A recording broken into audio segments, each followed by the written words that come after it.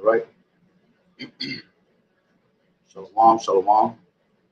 I'd like to start off by saying, Barakatah Yahweh, Barakatah Yahweh Shai, Kol Haloim La Yahweh, Bahashem Yahweh Shai, Bahashem, Bakakadash. Double homage to the elders and apostles of Great Millstone who rule well.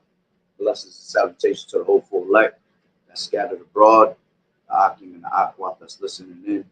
Yahweh Ratazah, Lord willing, that the lesson is edifying. The brother Shabab on the one back at you with another lesson. And what I want to go into, right, inspiration comes from this video I ran into in my Instagram, right? And I'm going to play this video and then go into a little history and then go into a couple of, go into Second Ezra's 15th chapter, starting at 39, I believe it is. All right, so let me play this video real quick. All right, because what you see happening here in America is an Islamic takeover. All right, which, you know, when I seen this video, it made me think of Second Ezra 15th chapter. Right, and you know, through the spirit, I feel that this Islamic takeover is gonna come down to an inside job being done in America, right, pertaining to Second Ezra, that 15th chapter, right, and it's also something that's that was written in the Albert Pike letter to Massini, okay, which you're actually seeing that being played out right now, okay, with this Islamic takeover. All right, so let me just play this video real quick and then I'll get into it.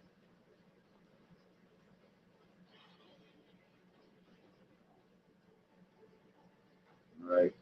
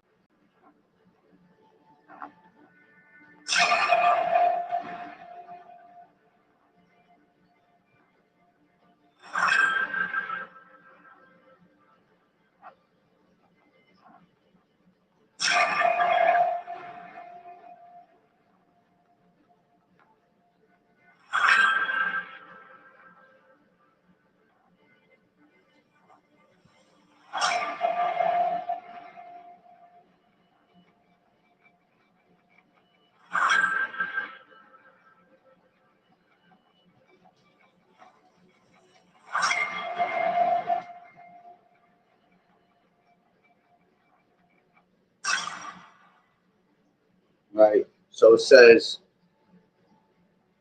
these are basically mayors and vice presidents, you know, House of Representatives, you know, these are all for the United States, okay? You know, mayor candidates, okay? And if you realize what's being put out there is a bunch of, you know, Islamic people, man, all right, that are into being Muslim, all right, which that's not the truth, okay, at the end of the day. They're pretty much, you know, it looks like they're trying to have a lot of people convert to being Muslim, okay? Major urban cities, you know, New York City, Detroit, Washington, D.C., you know, it says cities and prisons, you know, and it's a lot of conversion being brought upon this country, okay? And one of the main ones that caught my attention is this new guy that just became the, I believe he became the mayor. I'm gonna grab him right now. Let me see when he comes up. There he is. He's a New York City mayor candidate, okay? Zoran Mamdini, okay? This guy right here, all right? And you saw there's a couple of videos out there with him, you know, partying it up with Jake and all that, right? So you know, me seeing these videos is what brought me to Second Ezra, the 15th chapter. All right. Now, before I go into this guy, Zoran, right, Mandini, okay, Mamdani, whatever you want to call him, right? Let me bring out these Albert Pike letters real quick, okay? Which I've had these for a while now, just in case I, you know, want to bring it out for edification. Give me 1 second. All right. And this is the Albert Pike letter to Massini. Okay. See it. There you go. Albert Pike letter to Massini. All right. And I'm going to read it. And we're in the third woe. Okay. Entering into that third woe, which is that third world war. All right. Now, I might as well just read this whole first page real quick. All right, which is 3 pages. All right, but the point is when it comes to the Third World War. All right, so it says Albert Pike letter to Massini says the Illuminati plan for 3 world wars, August 15, 1871. It says the following is a letter that speculation claimed that Albert Pike wrote to Giuseppe Mazzini in 1871 regarding a conspiracy involving 3 world wars that were planned in an attempt to take over the world. The Pike letter to Giuseppe Mazzini was on display in the British Museum Library in London until 1977. This letter has been claimed by many internet sites to reside in the British Library in London, which denies the letter exists. All right, this is why they took it out in 1977, man, because you know that truth was going to end up coming out, man, as the scriptures say that their own tongue shall fall upon them. All right, it says Giuseppe Mazzini was an Italian revolutionary leader of the mid 1800s, as well as the director of the Illuminati. Albert Pike, historical Masonic figure, was the 33-degree Freemason occultist, Grand Master, and creator of the southern jurisdiction of the Masonic Scottish Rite Order. Following are apparently extracts from the letter showing how 3 world wars have been planned for many generations. All right, and we already had 2 world wars. All right, the first and the second already passed. All right, which that was scriptural. All right, let's grab that. This is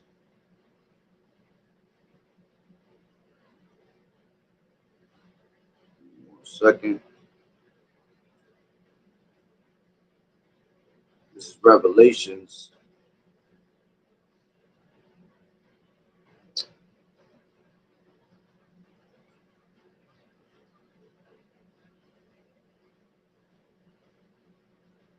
This is Revelations 9, and it goes down to 12. It says, "One woe is past, and behold, there come 2 woes more hereafter." All right, so we had the 1 world war that already had passed, all right, which was in 1914.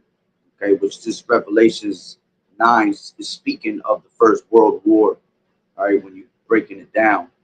Okay, then when you go into Revelations 11, okay, Revelations 11 and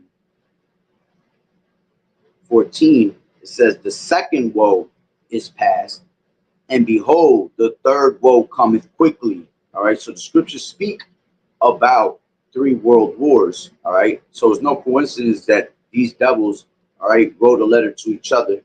I mean, Albert Pike wrote a letter to Mazzini speaking on these 3 world wars.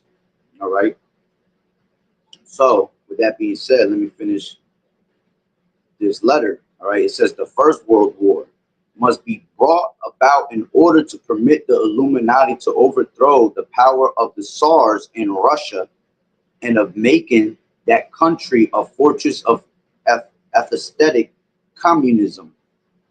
All right, atheistic communism. The divergence caused by the agents of the Illuminati between the British and the Germanic empires will be used to foment this war. At the end of the war, communism will be built and used in order to destroy the other governments and in order to weaken the religions. Okay, so this is why that First World War was brought out, all right, to destroy the Tsars in Russia, all right, because Russia had a very big army, right? It says the Second World War must be fomented by by taking advantage of the differences between the facets in the political Zionists.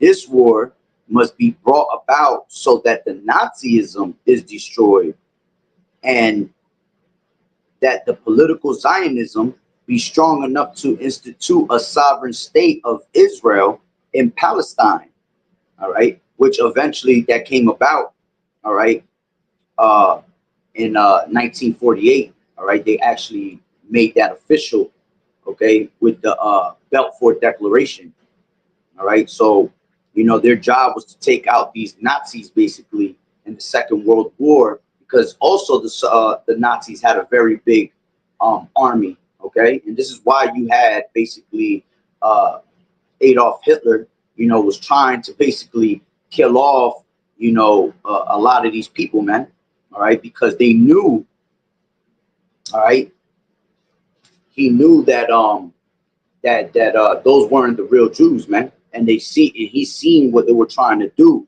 by taking over the world, you see, and trying to take them out of the way, okay. So it says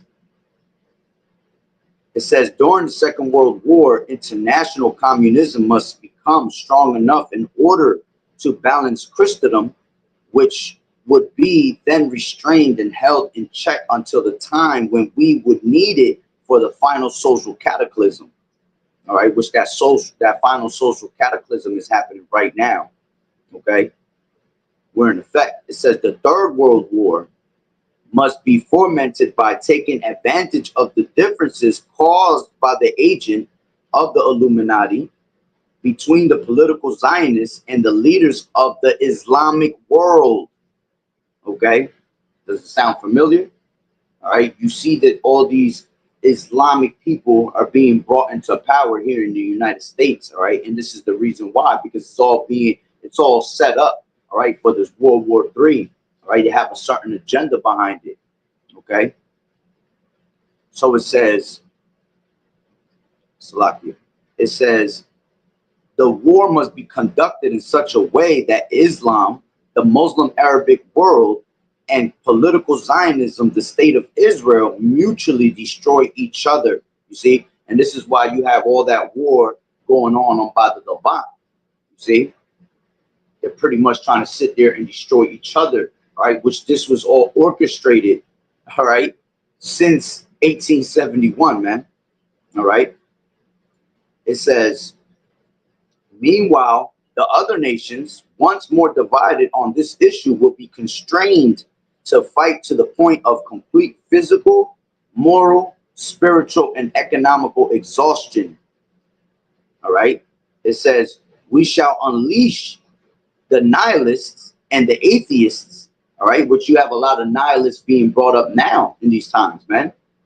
That word nihilist is always being brought up, all right, and you have a lot of them that are in full effect. Okay, it says, and we shall provoke a formidable social cataclysm, which in all its horror will show clearly to the nations the effect of absolute atheism, origin of savagery, and of the most bloody turmoil. Then everywhere the citizens, obliged to defend themselves against the world minority of revolutionaries, will exterminate those destroyers of civilization, and the multitude disillusioned with Christianity, whose this deistic spirits will from the, I think they were trying to say will from that moment be without compass or direction, anxious for an ideal, but without knowing where to render its adoration, will receive the true light through the universal manifestation of the pure doctrine of Lucifer, brought finally out into the public view. All right. And you see that being brought out in front of your faces every single day, man. This Luciferian doctrine, satanic doctrine. All right. Which at one point they're going to actually try to do it through Project Bluebeam, you know, trying to grab all these different gods and merge them together, you know, to basically brainwash the people, you see, and try to bring them into one power, one God, one world government, which is what this NWO, okay? It says this manifestation will result from the general reactionary movement, which will follow the destruction of Christianity and atheism, both conquered and exterminated at the same time. So basically, it went back to what they said in the First World War, right? At the end of the war, communism will be built and used in order to destroy the other governments and in order to weaken the religions, all right? Which all these religions were, none of them was the truth, man. All right, religion goes back into religio, which means to what? To bind or oppress, man. So they were just oppressing you this whole time, you know, putting you in a trick bag with all these different religions, all right? Which ultimately it's Yahweh Bashim Yahushua destroying every single one of them, showing you that none of them had the truth, you see? So does that not sound familiar of what is going on today, right? So now you have all this war that's out there by the Levant, right? These fake Israelites, right? And they're out there battling against all these Muslim religions, right? And then you have basically Christianity and Catholicism, because that's pretty much what all these religions are about, man. They come back down to Christianity, Catholicism, Muslim, okay, which are those the main three, all right. And then you have all these little branch offs, you see, different, you know, religions, but they all come back to those religions, all right. So the ones that's being left the most here is in America is the Christianity, you see, and eventually Christianity is going to be taken away along with Muslims, okay, because it just said that, right? Their job is to it says Christianity and atheism both conquered and exterminated at the same time, okay? And this is why you see, you know, through the spirit, that's why when I kept seeing these videos coming up of all these Muslims, all right, taking over these different offices, all right, in the United States, all right, it had me thinking like, damn, they really trying to bring out what was written in Albert Pike's letter to Mazzini, man, you see? And that's why you see all these Muslims, you know, taking over here in America, right? And you see a lot of it being brought to New York City, which New York City's is what? The Mecca, okay? Well, mostly everything started. This is the main headquarters of Babylon the Great is New York, okay? So again, it's no coincidence that these things are happening, right? So now that you have heard, all right, 1 second, this Albert Pike letter, now let's bring up this guy, okay, which is going to prove more of my point, okay. Zoran Mamdani, right? It says I looked him up, and it says Zoran Mandami is of Indian descent, born in Uganda to parents of Indian origin. He is a Muslim and became a naturalized U.S. citizen in 2018. His mother is the celebrated filmmaker Mira Nair, and his father is Columbia University professor Mahmoud Mandani. Okay, which we ain't even gonna go into them. All right, but you see, it says that he is of Indian descent, which the Indians go back to being who? Elam. Okay, now follow me on this. All right, him going back to being Elam. All right, brings me to Second Ezra's. Let me grab it. Second Ezra's 15, and let's grab it from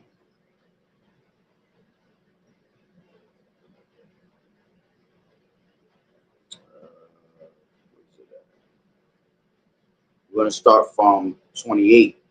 Okay, now I was also messing with, before I start reading into that, right? I was also messing with Chat GBT, all right, earlier. Okay, let me grab those pictures. Give me 1 second. All right, now let me start reading Second Ezra's 15th chapter. And hey, again, Lord willing is edifying. All right, I ain't the greatest with history, but there's some brothers that are just, real good with the history. All right, but to the best of my ability and my knowledge, I'm gonna break it down. All right, through spirit. So this is I could break down this chapter. It's just I'm talking about just the history, regardless, you know. But this is Second Ezra 15 and 28. It says, "Behold, a horrible vision and an appearance thereof from the east." All right, which that's going into Yahushai. All right, in World War III, basically. Okay. Now it says, "Where the nations of the dragons of Arabia." All right. Matter of fact, let me read from my scriptures, and then I'll have my chat GBT pictures for when I have to go into that. All right. Set that up. All right. So it says,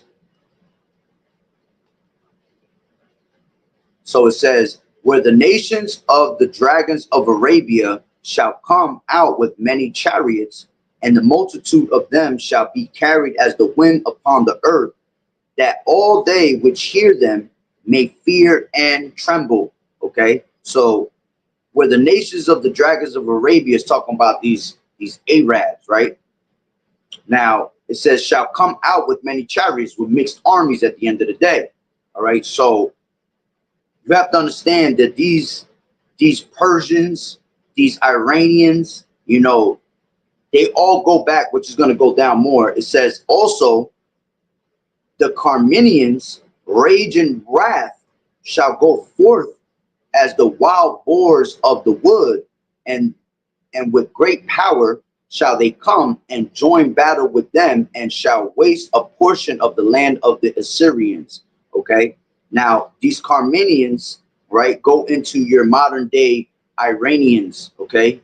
Your Persians, right, because the Iranians go back to actually being Persians. All right. Now the Persians go back to being basically Elam, which Elam goes back to these Indians. Okay. Now we just read, when I was reading the about, let me grab it. All right, about Zoran Mandini is of Indian descent. Okay.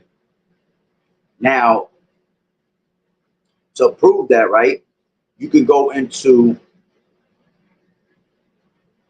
as a matter of fact, let me get that from the chat GBT that I had. All right.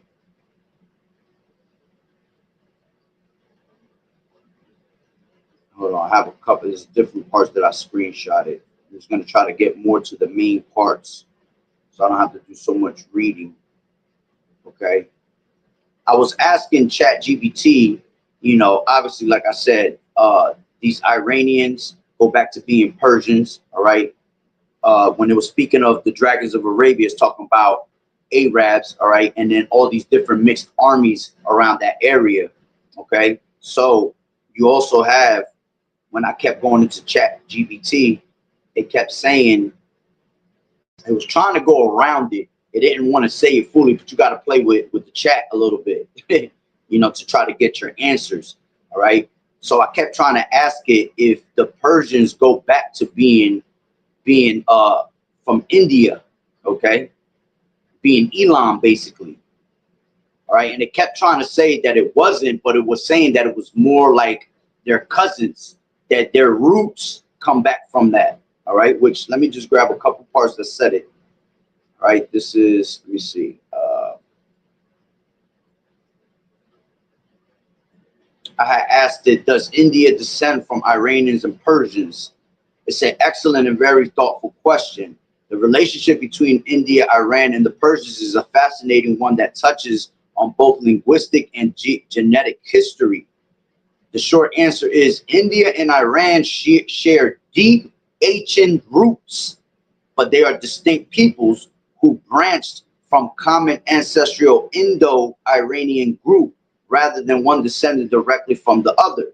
All right, let's unpack this clearly.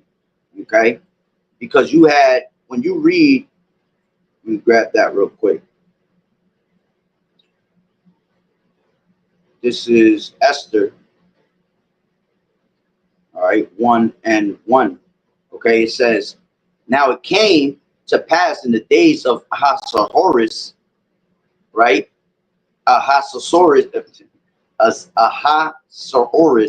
is basically, he goes back to being a Persian, all right, which he was Xerxes the first, basically. Xerxes the first, all right? And it says, which he reigned from India even onto Ethiopia over 107 and 20 provinces.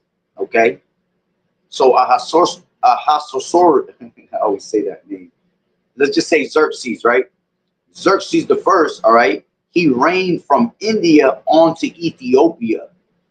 Okay, that's already a clue, you see. And he was Persian, you see. So going back to the chat GBT, all right, it says, let me see what else I grabbed.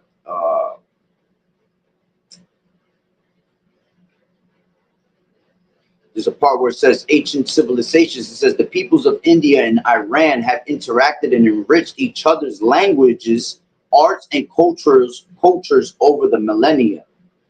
Okay. It says Iranians generally have positive feelings about India, with Indian films and cultural being popular. The Parsi community, all right, Farsis community in India, who are of Persian origin, you see, are seen as a respected part of India's heritage by many in both countries. You see, that's a clue already. All right. It says India and Iran share a common linguistic and racial past, and their relationship is characterized by deep historical and cultural links. All right. Showing you that they go back to being Elam. Okay. Then I had another one that I had put. It says migration of Iranians to India during 16th and 18th century, which I ain't going to read too much of it, but let me see what I can grab out of it. All right. Iranian migration to the Indian subcontinent increased significantly after Muslim governments were established. Okay. Especially during the Delhi Sultanate. All right, 1206 to 1526, and more prominently from the second half of the 16th century under the Mughal Empire, okay, and the Deccan Sultanates. Iranian immigrants, including administrators, officials, scholars, poets, Sufis, craftsmen, are artists and traders, were attached by the Persian language and cultural influence at these royal courts, which welcomed them and granted important positions. All right. It says most Iranian immigrants came from elite backgrounds rather than nomadic or rural ones. They were generally divided into two groups: those forced to relocate due to the religious persecution, war, or oppression, who sought refuge in India permanently. Okay. Now, in that same, because that was in Wikipedia, I moved down where it said reasons of for immigration. All right. It says since Muslim governments were established in the Indian subcontinent, migration from the Iranian plateau appears to have increased significantly. By the 13th and 14th centuries, the court of the Delhi Sultanate, 1206 to 1526, hosted Iranian immigrants who already held important roles. Same thing that was just being said. However, a new stage of Iranian immigration began in the second half of the 16th century. Administrators, officials, basically, that's the same thing I was just reading. I don't even have to read that. Salakia, right? Now, it says, let me see here. Give me 1 second, Salakia.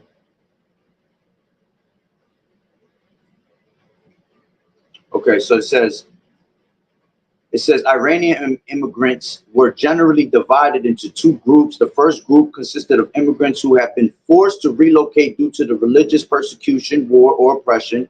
For them, India served as a place to seek refuge, never returning to Iran. This was not unique to this period, as it could occur any place at any time in history. Amongst these immigrants were Zoroastrian Islam, Ismailis, and Sunnis. The royal courts in India were willing to accept anyone as long as they had skills in the particular sector, since they were considered talent to be of high importance. Religious differences were not taken too serious in India. Okay, it says, sister, I'll just keep reading it. It says the second group consisted of immigrants who voluntarily relocated after failing to thrive in their own country. They could stay in contact with their friends and family and even return to Iran. Occasionally, this group would relocate between Indian courts, whether they served the Safavid dynasty in Iran or a dynasty in India, was of a little importance to the Persian-seeking notables familiar with court life. A saying had been coined that for them, India was a source of fortune. All right. However, many Iranians were disappointed by the lack of success in India, with some returning home. All right. Biographers sometimes describe Iranian immigrant poets as falling to India. Okay. So let me see what else I have here.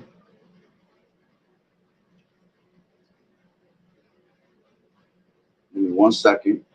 Persians originally.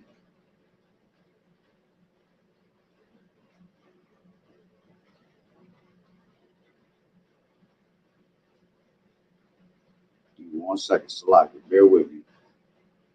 Because I screenshotted a lot. I should have erased certain things. Now, this is another one that goes into Carmanians, right? This is in the Encyclopedia of Iranica, all right? To prove that that they go back into being Elam, all right? This is Carmania, right? It says Carmania, region east of Fars province, all right? Approximately equivalent to modern Kerman, the old Persian form, right? Rendered as Elamite, okay? It says is attested only once in inscriptions in DSF 35. The corresponding passage is missing in DSZ, whatever that means. All right, but the point is, all right, real quick, It says, where it is said that siso wood, or wood of the jag, I believe that says, of the jag tree, was brought from Ganhara and Carmania for Darius's palace at Susa in the Persepolis fortification tablets. Carmania is mentioned fairly frequently in connection with travelers between there and Susa. A certain Carcass, apparently a high official of Carmania, is also named. The old Persian ethnic name Carmanian is reflected in Elamite, you see, which offers twice unpublished tablets. You see, so it's showing you that it goes back to actual Elam, okay? And it makes sense why you see all these Elamites that are being brought into power, man, because they're going back to being those Carmanians. All right, and that's what basically had me thinking about Second Ezra, the 15th chapter. All right, now let me see if there was anything else. Pretty much hit the point on that. All right, let me just look at my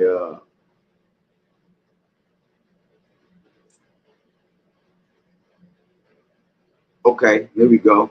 This is another one that says, I forgot how I got into it, but I kept asking certain questions, and I said, so the Persians are cousins of Elamites, correct? Just to throw it out there to see what it was saying. It said that's a really thoughtful way to put it, and cousins is actually a fair metaphor. Though not in a literal biological sense, let's clarify what that means. It says linguistics and ethnic origins. Elamites were indigenous to southwestern Iran. You see? It says possibly going back to the prehistoric times. Okay? The language Elamite was unique, not related to any known family. Okay? It says Persians, on the other hand, were Indo-Iranian people who migrated into Iran around 1000 BCE from Central Asia. Okay, let's see what else I had here. These are just little facts to prove that going into these Iranians going back to Persians, which we know that for a fact, but that the Persians will go back to being Elamites. Okay.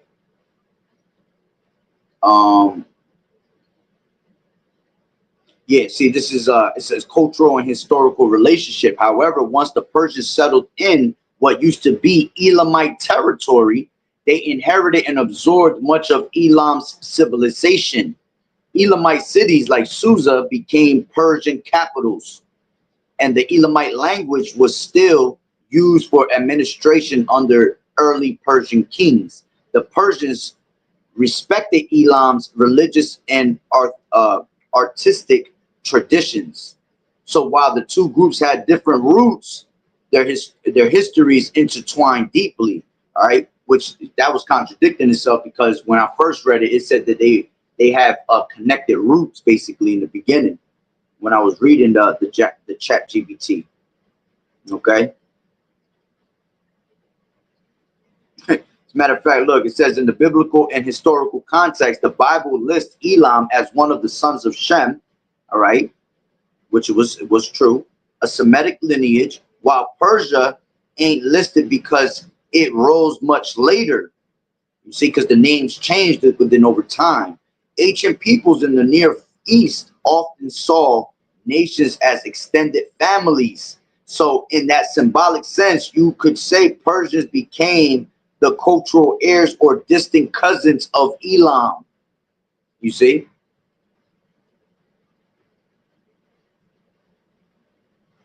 Right?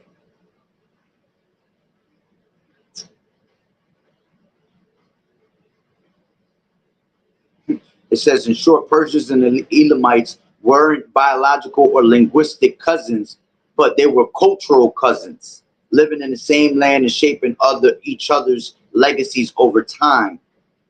Okay.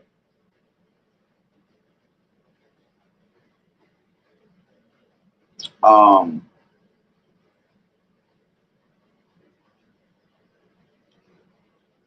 it says some Zoroastrians do go back to India, often through programs like Return to Roots, to connect with their heritage, or sometimes for long-term immigration, as seen in the small numbers of Iranian Zoroastrians who moved to India in the 19th century.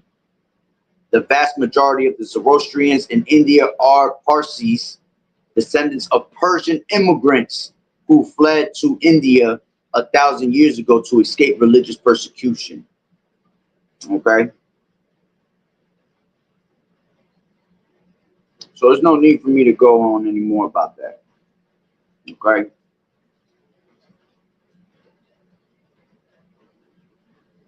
let me just make sure I got everything I wanted out of these.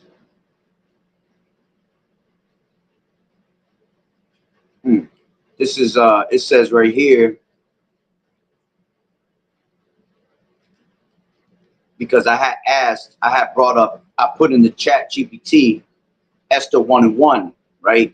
So I had redid a whole new page, right? And then I put that first, and it brought up Esther 1 and 1. And it says this verse opens the book of Esther by setting the historical context, and it introduces King Ahasuerus, commonly identified with Xerxes the first, who ruled the Persian Empire from 486 to 465 BC, and describes vast extent of his empire from India to Ethiopia, covering 127 provinces, right? So then after that, I asked it, this is why Persians go back to being Elamites. You see, you got to play with it a little bit just to see what it says. And then it said, come on, hold on, I just lost it. It said, this was a very interesting observation, and you're actually touching on a real historical connection between the Persians and the Elamites. Here, how it fits together. Elam was an ancient kingdom located in what is now western Iran, which its capital at Susa, Shushan, the same city mentioned in the book of Esther 1 and 2. By the time Xerxes the first, Susa had by the time of Xerxes the first, Susa had become one of the main royal cities of the Persian Empire. The Persians and Indo-Iranian people rose to power in the region of Anshan, which was originally part of Elam. Over time, they absorbed much of Elam's territory, culture, and administration. Because of this, many scholars describe the Persian Empire as having Elamite roots. You see, it was contradicting itself before, but see, now it's telling you that they have Elamite roots, both culturally and geographically. The Elamite language was even used in the early Persian royal inscriptions and bureaucracy before Old Persian writing became dominant. All right, so I don't even got to bring it out no more. Okay, there's a part where it says, in short, yes, the Persians did inherit much from the Elamites, and in a sense, they can be seen as later successors and descendants of Elamite civilization, both in territory and early cultural influence. Okay, and that's the point. I ain't even gonna bring no more out, right? So, with that being said, going back into Second Ezra, the 15th chapter. All right, let's read that again in 29. It says, "With the nations of the dragons of Arabia," all right, going into these Arabs, "shall come out with many chariots," basically mixed armies, "and the multitude of them shall be carried as the wind upon earth, that all they which hear them may fear and tremble." Okay. Also, the Carmanians, raging in wrath, shall go forth as the wild boars. All right. Remember, the Carmanians are what? The modern day Iranians. Okay. Going back to being really Persians. Okay. And it says, they will, it says, "They shall go forth as wild boars of the wood, and with great power shall they come and join battle with them, and shall waste a portion of the land of the Assyrians. Okay, so it says, and then shall the dragons have the upper hand, remembering their nature. Okay, so that remembering into their nature goes into Ishmael, man. All right, which Ishmael, when you go into that word, all right, it goes into wild is he. Okay, let's grab that real quick in Genesis 16. All right, because that's what it meant, that he was going to go back into his nature. All right, in Genesis 16, it tells you, get straight to the point. You had the angel that was speaking to Hagar, right? This is Genesis 16 and 9. And it says, and the angel of the Lord Yahweh said unto her, return to thy mistress and submit thyself under her hands.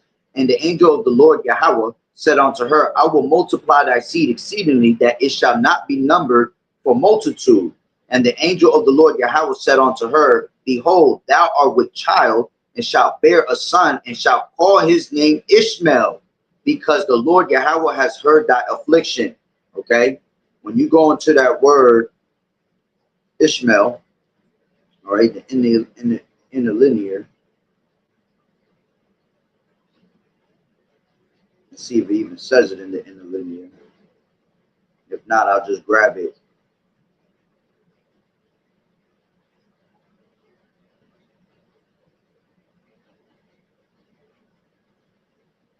Oh, it goes into Yahweh will hear.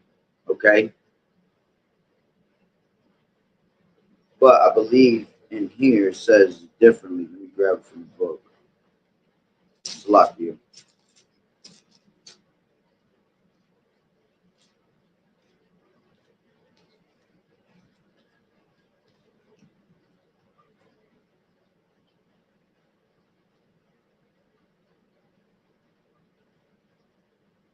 It says,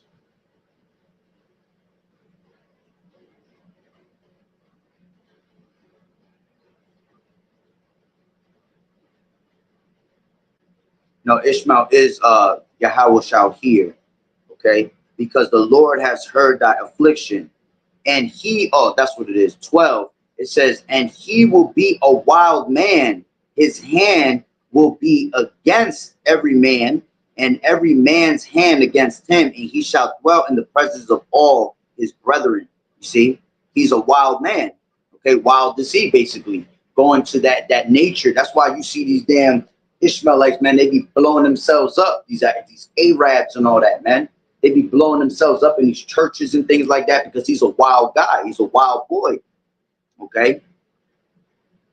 So it says, and he will be a wild man, and his hand will be against every man, and every man's hand against him, and he shall dwell in the presence of all his brethren. And she called the name of the Lord Yahweh that spake unto her, thou power seest me, thou Yahweh seest me, for she said, have I also here looked after him that seeth me. Wherefore the well was called Birla, how do you say this word? Birla Rayo, right? Behold, it is between Kadesh and Bered. And Hagar bare Abram a son, and Abram called his son's name, which Hagar bare, Ishmael. And Abram was 86 years, and when Hagar bare Ishmael to Abram. All right. So basically, Ishmael went into what? It went into Yahweh shall hear. All right. But his nature was to be what? He was going to be a wild man. Wild is he. All right. So going back to 30, it says, also the Carmanians, raging in wrath, shall go forth as the wild boars of the wood, and with great power shall they come and join battle with them, and shall waste a portion of the land of the Assyrians, right? And then shall the dragons have the upper hand, remembering their nature, okay, being those wild boys, right? And if And if they shall turn themselves, conspiring together in great power to persecute them, all right, meaning that all these other Arab nations, all right, we're going to come together and unite in power, basically. Okay, it says, then, this is the point that I really wanted, right? Coming up, it says, then these shall be troubled and keep silence through their power and shall flee, meaning that we're going to fall.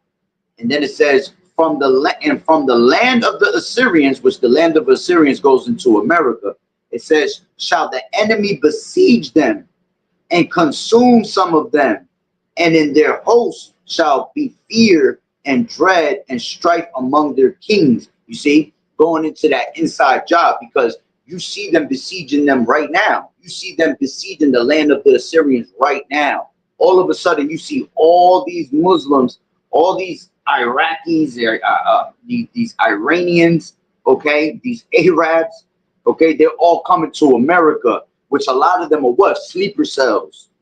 You know, a lot of them going to do a lot of damage on the low because it's going to be through an inside job. And this is what had me meditating with all these damn Elamites being brought into power in the United States. All right, with this guy, whatever his name was, Mondini, okay? He might be the one, perhaps, as I said in the title, right? The inside job, perhaps. He might be the one that opens the gates for them to have an inside job done, okay? Where pretty much, all right, it says what? It says that they shall consume some of them. The enemy shall the enemy besiege, all right? And from the land of the Assyrians shall the enemy besiege them and consume some of them, okay? And in their hosts shall be, and in their hosts shall there be fear and dread and strife amongst their kings, okay? So it might be very well that might be the setup there for them to be able to do an inside job and destroy certain things here in America, man, in the land of the Assyrians, okay? Because eventually all these nations are going to come together and destroy America anyway, all right? But you're going to have something big happen that's going pretty much, which we're already in those beginning stages of World War III, okay? But something's going to happen to set it off into that World War III heavy, you see? And this might be that inside job with all these damn Elamites and all these Muslims coming over here, you know, because you have the Mandini, whatever his name is, I keep forgetting his name, all right? Soran, he's basically allowing more of those Elamites here, and more of these Persian modern day Iranians come into this country, man. And a lot of them are sleeper cells, okay? So it says, and it says, behold, clouds from the east and from the north onto the south, and they are very horrible to look upon, full of wrath and storm, okay? And these clouds, all right, are basically going into, you know, these different armies and going, and the way to prove that is if you go to Ezekiel, the 38th chapter, all right, when you go to verse 9, all right, it explains that. This is Ezekiel 38 and 9, and it says, and thou shalt ascend and come like a storm, thou shalt be like a cloud to cover the land, you see, thou and all thy bands and many people with thee, all right? And when you go into Ezekiel the 38th chapter, you know, Persia is mentioned, you know, these Iranians are mentioned in there because Russia's going to be a guard onto all these countries, man, at one point, which you see that. All right, let's read that real quick since we're here. It says, son of man, this is 38 and 2, son of man, set thy face against Gog and Magog, all right, which goes into what? It goes into these Russians, all right, the bear, all right, and it says, the chief prince of Meshach and Tubal, and prophesy against him, and say, thus saith the Lord Yahweh, behold, I am against thee, O God, and chief prince of Meshach and Tubal, and I will turn thee back and put hooks into thy jaws, all right, because they haven't been amped up since the time of the Soviet Union, you see, but then they were quiet for a very long time, Russia, all right, but now the Lord's going to stir their minds again. He's going to stir up the Medes, as the scriptures tell you. grab that real quick. All right, this is Isaiah 13.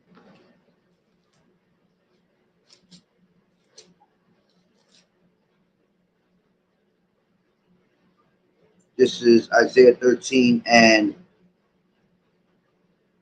where's it at?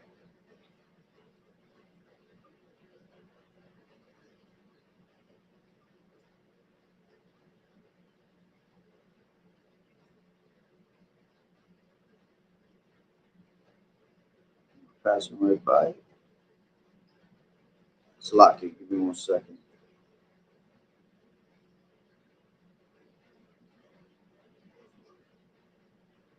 I will stir up the needs, KJV. Yeah, see, I must have passed right by it. Oh, there you go. It says, Behold, I will stir up the Medes against them, which shall not regard silver, and as for gold, they shall not delight in it. Their bows shall dash the young men to pieces, and they shall have no pity on the fruit of the womb. Their eyes shall not spare children. Okay, so the Lord's going to stir their minds up. All right, and eventually they're going to get that evil thought. Okay, the Russians are going to get that evil thought to destroy America. All right, which it'll say that as I'm reading it, right? It says, and I will turn thee back and put hooks into thy jaws, and I will bring thee forth in all thine army, horses and horsemen, all of them clothed with all sorts of armor, even a great company with bucklers and shields, all of them handling swords, going into what? All these different types of weaponry, all right? And the swords, all right, are going into these missiles. See, then it says Persia, you see, Ethiopia and Libya, all right, going into the Africans, okay, Persia going into these Iranians, all right. It says all of them with helmet and shield, Gomer and all his bands in the house of Togarmah of the north quarters and all his bands and many people with thee. Be thou prepared and prepare for thyself, for thyself, thou and all thy company that are assembled unto thee, and be a guard unto them. You see, so eventually they're going to be a guard. All right, Russia's going to be a guard onto these other nations. You see, which basically goes into what? All right, let the weak say that I am strong. Okay, because they were all weak at one point, but now they're going to be strong because they're backed up by Russia, and at the same time they also have nuclear power just like anybody else. You see, so it says, after many days thou shalt be visited in the latter years, thou shalt come back in the land that is brought back from the sword and is gathered out of many people against the mountains of Israel, which have been always waste, but is brought forth out of the nations, and they shall dwell safely, all of them. All right, and eventually you're going to see them destroy Israel, because Israel is going to be destroyed also, man, through thermonuclear missiles. All right, because the ones that are there are not the actual people that are supposed to be there. All right, the ones that are there goes back to being Esau, man. All these Amalekites, man. You see, because they were set there through the Balfour Declaration. Okay, and as a matter of fact, let's grab this.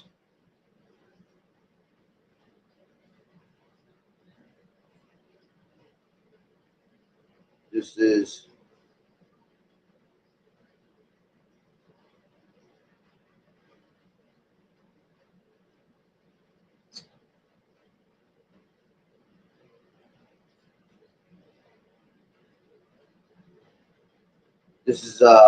Ezekiel 36 and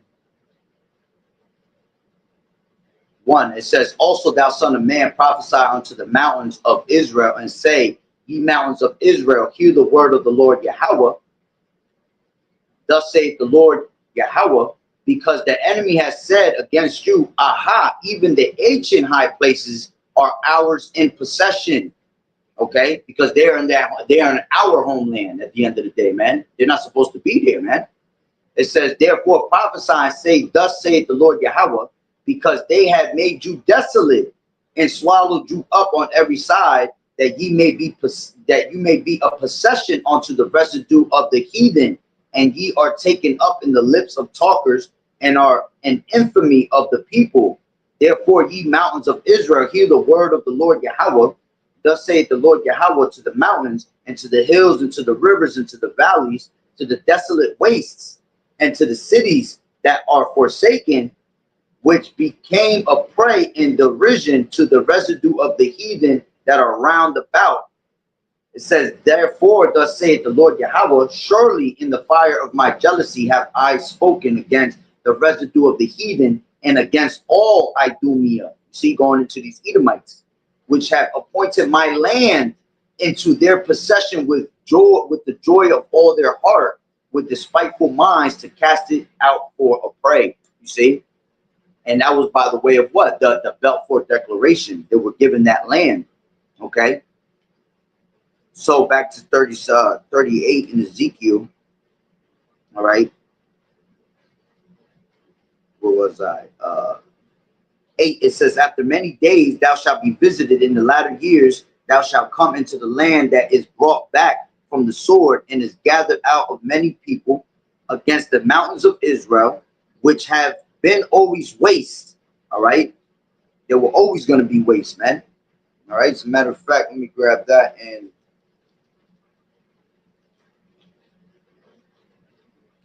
this is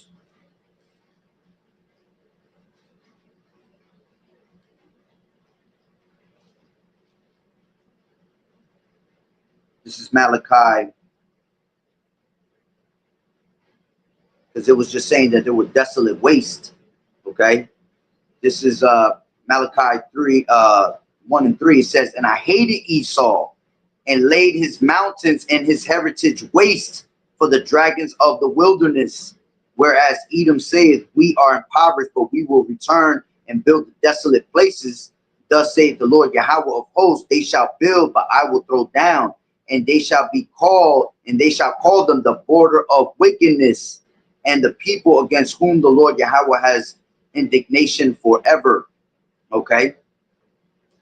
So going back to 38 in Ezekiel to 9, thou shalt, Salakia, 8, it says, after many days thou shalt be visited in the latter years, thou shalt come into the land that is brought back from the sword, and is gathered out of many people, against the mountains of Israel, which have been always waste, but it is brought forth out of the nations, and they shall dwell safely, all of them. Thou shalt ascend and come like a storm, and thou shalt be like a cloud to cover the land. Thou shalt, and thou and all thy bands and many people with thee. Thus saith the Lord Yahweh, it shall also come to pass that at the same time shall things come into thy mind, and thou shalt think in evil thoughts, and thou shalt say, I will go up to the land of unwalled villages, which is what? America, meaning that they have no protection. All right, especially right now, they have no protection. Why? Because you have America that's dealing with all these other nations right now, and different types of wars right now, which you always see America putting in their nose where they don't need to be. You see, so it leaves this place, America, the unwalled villages, open for them to do an attack. That's why you're going to have that inside job being done. You see, that's why very, very well, you know, perhaps it might be that inside job that's being set up right now through these Elamites, man. All right. And these modern day Iranians, these Persians. Okay. Because they're weak right now. It says, and thou shalt say, I will go up to the land of the unwalled villages. I will go to them that are at rest, that dwell safely, all of them dwelling, okay, all of them dwelling without walls, and having neither bars nor gates, to take a spoil and to take a prey, to turn thine hand upon the desolate places that are now inhabited, and upon the people that are gathered out of the nations, which have gotten cattle and goods, and dwell in the midst of the land. You see, so eventually Putin gonna have that evil thought to go and attack America along with these other nations. But basically Russia's going to be the one to set it off, man. You see, to get all these other nations to go against it. All right. So going back to Second Ezra, the 15th chapter. All right, where we were reading 34, it says, "Behold, clouds from the east." All right, now you understand what those clouds were. All right, and from the north onto the south, and they are very horrible to look upon, full of wrath and storm. Okay, again, going into these different armies. All right, it says, "They shall smite one upon another, and they shall smite down a great multitude of stars upon the earth, even their own star, and the blood shall be from the sword onto the belly." Okay, and that's why when you go into Revelations, that 8th chapter, all right, it talks about the place being, you know, full of wormwood.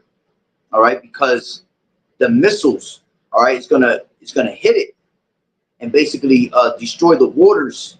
Let me grab that real quick. This is Revelations 8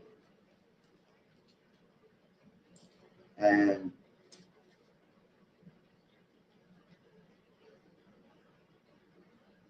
8, and I just kind of go straight to the point.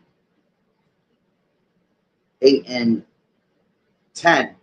And it says, "And the third angel sounded, and there fell a great star from heaven," going into that missile, "burning as it were a lamp, and it fell upon the third part of the rivers, upon the fountains of waters. And the name of the star is called Wormwood.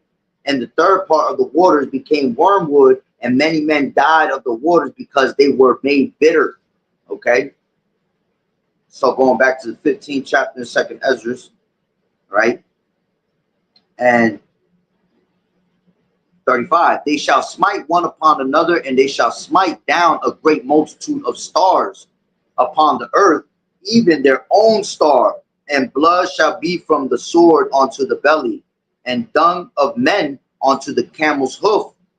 And there shall be a great fearfulness and trembling upon the earth, and they that see the wrath shall be afraid, and trembling shall come upon them." And that's what it goes into, you know, men's hearts failing them from fear, you know, according to Luke, 21st chapter. All right. A lot of men's hearts are going to fail from fear, man, from the things that they see happening upon the earth. It says, "And then shall there come great storms." All right. Basically what? More armies. All right. Great storms and from the south and from the north and other part from the west, and strong. And that west is going from America. "And strong winds shall arise from the east." Okay, the east going into armies of the east, basically, and shall open it in the cloud which he raised up in wrath, and the stars stirred to cause fear toward the east and west wind shall be destroyed. The great and mighty clouds shall be lifted up full of wrath, and the star, that they may make all the earth afraid, and them that dwell therein, and they shall pour out over every high and eminent place a horrible star, fire and hell, and flying swords, and many waters, that all fields may be full, and all rivers with the abundance of great waters. All right, going again into these missiles. Okay, that's what them flying swords are about. All right, it says, "And they shall break down the cities and walls, mountains and hills, trees of wood, and the grass of meadows, and their corn. And they should go steadfastly onto Babylon," America, "and make her afraid." Yeah, and what it means is that they're gonna break. They're not gonna break their ranks. All right, pertaining to Joel, let's grab that real quick. Joel, the 2nd chapter.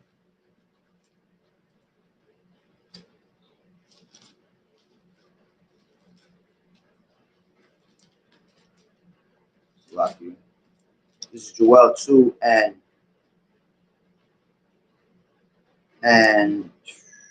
let's just take it from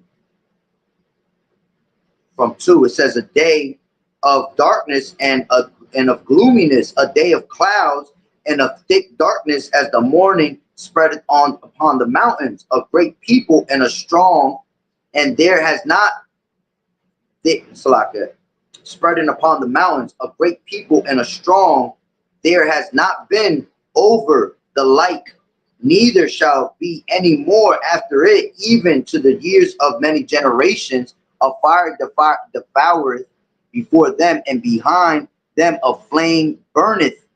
The land is as the Garden of Eden before them, and behold, and behind them a desolate wilderness. Yea, and nothing shall escape them. The appearance of them is as the appearance of horses, and as horsemen, so shall they run. And that's going into what? The 200 million missiles. All right, what it said, what it tells you in Revelations, the 9th chapter. All right, let's grab that real quick. All right, because the horses represent power. All right, and the missiles, they're gonna come, it's gonna look like horsemen together, making the noises, you know, like a bunch of horses, okay, coming together. All right, this is 9 and 16. And the number of the army of the horsemen were 200,000. And I heard the number of them. Okay, and this is talking about the missiles that's going to hit America, 200 million missiles. All right, so going back to Joel, right, 4, it says the appearance of them is as the appearance of horses, and as horsemen so shall they run. Like the noise of chariots on the tops of mountains shall they leap, like the noise of a flame of fire that devoureth the stubble, as a strong people set in battle array. Before their face the people shall be much pained, and all faces shall gather blackness. They shall run like mighty men, they shall climb. This is the point I want. They shall run like mighty men, they shall climb the wall like men of war. They shall march every one on his ways, and they shall not break their ranks. Neither shall one thrust another. They shall walk every one in his path, and when they fall upon the sword, they shall not be wounded. All right, so that's basically telling you when these missiles are shot, it's nothing that's going to be able to stop them, man.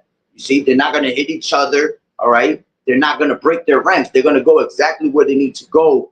You know, where the Lord, basically the Spirit of the Lord is going to be in each and one of those missiles. Okay, so let's finish that up back in 2nd Ezra 15 and 41. It says, fire and hell and flying swords and many waters, that all fields may be full, and all rivers with the abundance of great waters. And they shall break down the cities and walls, mountains and hills, trees of wood, and the grass of the meadows, and their corn. And they shall go steadfastly onto Babylon and make her afraid. They shall come to her and besiege her. The star and all the wrath shall they pour out upon her. Then shall the dust and smoke go up onto the heaven, and all they that be about her shall bewail her. Yeah, it's going to cause that mushroom cloud. All right, it's going to be rolled together as a scroll, as it tells you in Isaiah the 34th chapter. You see, it says, and they that remain under her shall do service unto them that have put her in fear. Okay, and that's pretty much the point, because then it starts going into Asia. Okay, talking about Moab. All right, how they are like onto America. All right, but yeah, that's pretty much the point. Okay, America gonna end up being annihilated through them thermonuclear missiles. But the real point that I wanted of this whole lesson was more of that inside job that's going to be done. All right, and with all these, you know, Arab nations coming together. All right, you have basically Elon being put in these U.S. power seats. Okay, that might be very well perhaps that inside job that's going to be done here in America through them, man. You know, to kick this off and take it to the next level. You know, and very well so may it happen. You know, because we're praying to get up out of here already, man. This place is just it's complete hell being out here, man. All right, there is no more future for America. This is why it's being broken down. All right, little by little, every single day.